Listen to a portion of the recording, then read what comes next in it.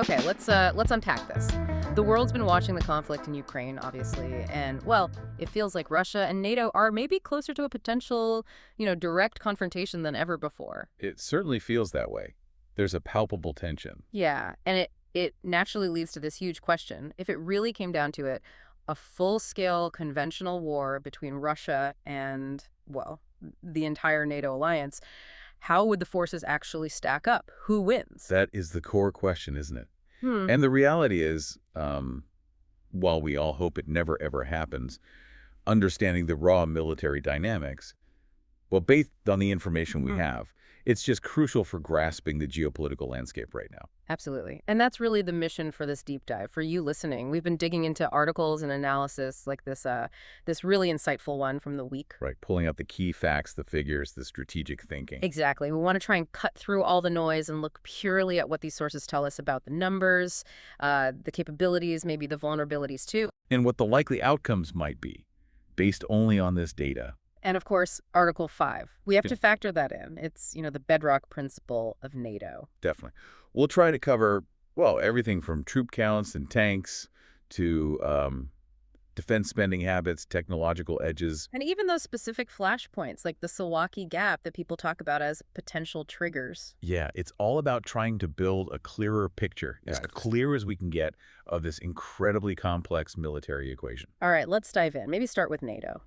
At its heart, the alliance, founded way back in 1949, it's defined by Article 5. And Article 5 is, well, it's straightforward, but just massively significant. An attack on one member state is considered an attack on all of them. Right, that mutual assistance clause, that's what gives the whole alliance its collective weight, isn't it? Absolutely. And like the source points out, okay, Ukraine isn't a NATO member, but if Russia were to attack one of Ukraine's allies who is in NATO, Then Article 5 clicks in immediately.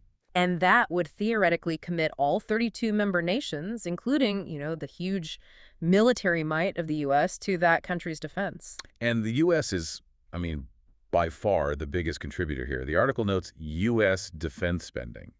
It was around $916 billion in 2023. Wow, that's a staggering number. It really is. To put that in perspective, that's close to 40%. 40% of the entire global military spending for that year. Good grief.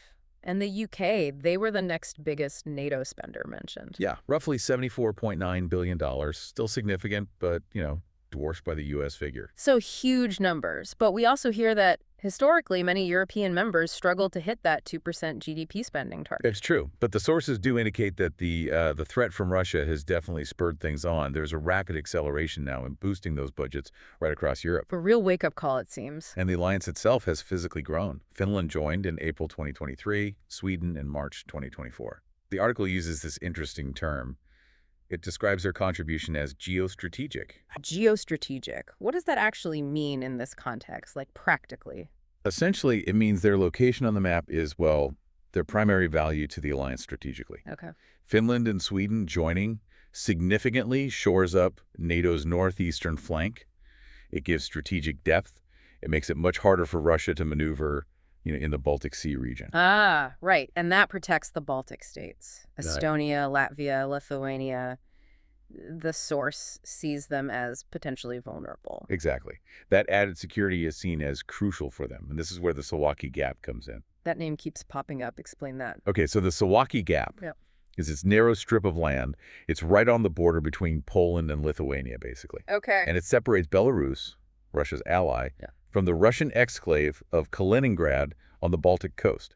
It's highlighted as a potential choke point. A choke point, meaning? Meaning if Russia were to somehow seize control of that gap, it could effectively cut off the Baltic states from direct land supply lines from the rest of NATO. I see. So it's a critical vulnerability. And these new members help mitigate that risk. Precisely. They make controlling that gap much harder for Russia. Okay, so collectively, the 32 NATO members can field a powerful modern fighting force. That's what the source says.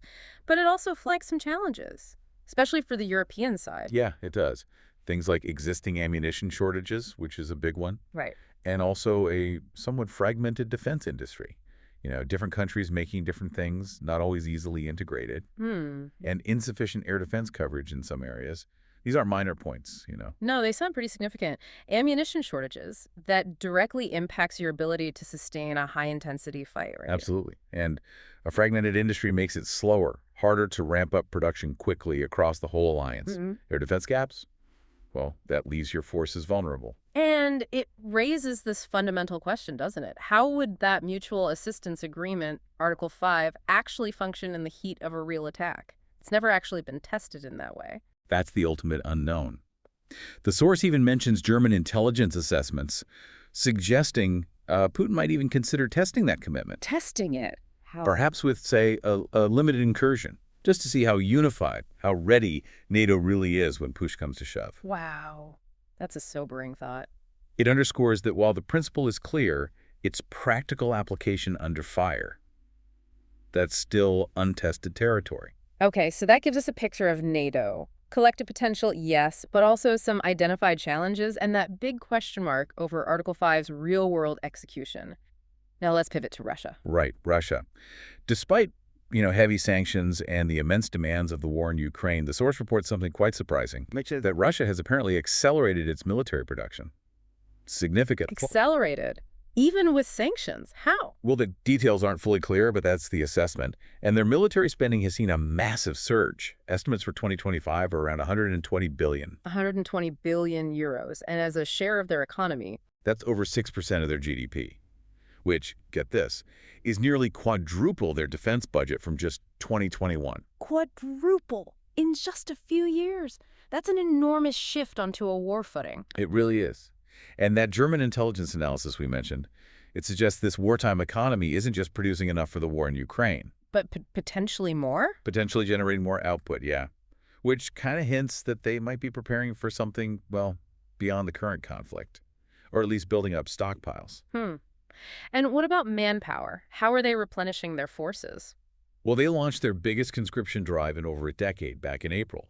The aim was to bring in 1.5 million active servicemen. 1.5 million? That sounds like a huge army. How does that compare? Well, if they reach that, it would be a larger army than the U.S. has alone. But it still falls considerably short of NATO's reported collective active manpower. Which is? Over 3.4 million soldiers, collectively, across all NATO members. Okay, so even with that massive Russian push, NATO collectively still has a significant edge in sheer troop numbers. What about equipment? Planes, ships, tanks? Right, the numbers game continues there, though it's always important to remember these figures often include stored equipment and, readiness varies hugely. Sure, caveats noted, but what did the numbers say? Okay, so the source lists Russia with around 4,957 military aircraft. NATO's combined total, 22,377. Big difference. And ships? 339 for Russia versus 11,143 for NATO. Again, a significant NATO advantage on paper. Okay, and on the ground? Tanks, armored vehicles. Tanks. Russia listed with about 5,750. NATO's combined figure is 11,495. Roughly double for NATO. Yep. And looking at overall armored vehicles, this is a massive category. Russia's stock of around 131,527 is, well, it's dwarfed by NATO's collective 971,280. Wow. Okay, so just looking purely at the conventional numbers, aircraft, ships, tanks, vehicles, troops, across the board, NATO appears to have a very, very significant numerical advantage. It certainly does, based on these figures. And this numerical strength is obviously a crucial factor in any assessment.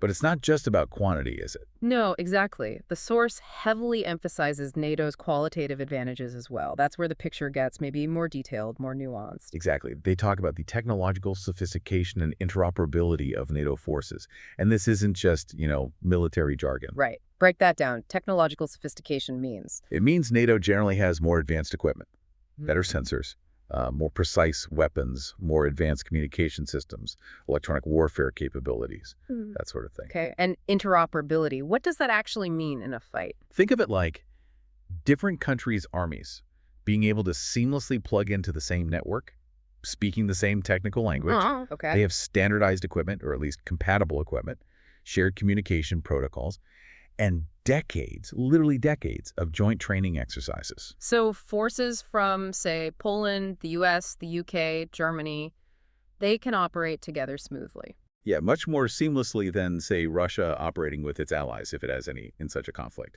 They can share intelligence in real time, coordinate complex movers, provide mutual support without, delays or technical hiccups. That sounds like a massive force multiplier. It absolutely is. Something Russia, with its more, let's say, fragmented post-Soviet military structure, really struggles to replicate on the same scale. So it's not just the numbers, it's how effectively those numbers can actually work together. Plus the quality of the gear and the training behind it all. Precisely. The source highlights generally better trained and equipped troops on the NATO side, and a notable difference in the quality of Western weapons compared to many of Russia's systems, especially the older ones.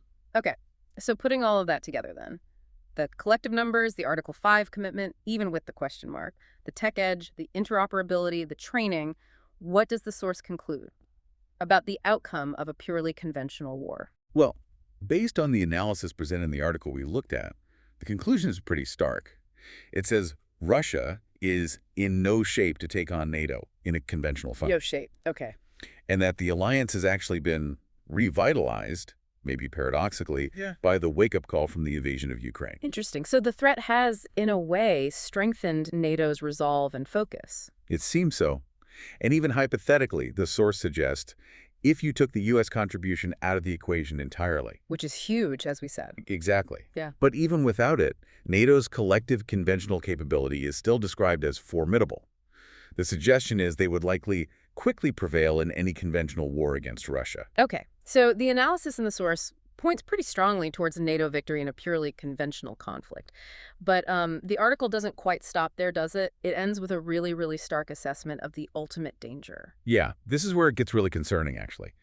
The primary danger they highlight isn't necessarily NATO losing a conventional war. It's not. Then what is it? It's the risk, the danger, that Russia, if it were facing a series of, crushing conventional defeats, maybe the potential for total collapse or even invasion, that it might feel cornered. Cornered and? And might resort to using tactical nuclear weapons. Tactical nuclear weapons. Now, these are different from the huge strategic warheads, the city busters, right? Yes, that's a really crucial distinction. Tactical nukes are designed notionally for use on the battlefield, much lower yields, intended to achieve a specific localized military objective, or perhaps just demonstrate resolve to escalate, to de-escalate, as the terrifying phrase goes. But even though they're called tactical, using them would still be monumental. Oh, absolutely unprecedented. It would break the nuclear taboo that's held since World War II. And it carries just immense, almost incalculable risks of uncontrolled escalation, potentially leading to larger nuclear exchanges. So the analysis suggests the most critical risk isn't actually about who has more tanks or planes in a traditional fight. Not necessarily, no. But the terrifying possibility that one side, facing imminent conventional defeat, might choose to cross that nuclear threshold. That's the chilling conclusion highlighted in the source material.